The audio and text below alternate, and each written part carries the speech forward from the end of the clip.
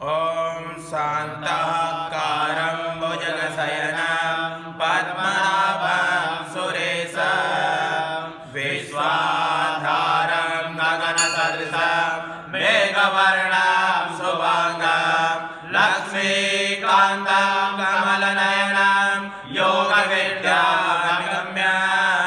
वन्दे विष्णु भवभयहरं सर्वलोकैकनाथं वंशी विभूषितकरा नवनीरदाभा पीताम्बरा तरुणबिम्बफलादिनोष्टा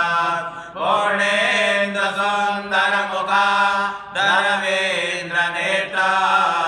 कृष्णात् परं किमपि तत्त्वमहं न जाने देयं सदा परिभवाग्नमभीष्टदोहं तीर्थास्पदं शिवविरञ्चिनुतं शरण्यं प्रत्यार्तिहं प्रणतपालभवाब्धिपोता वन्दे महापुरुषते चरणारविन्दं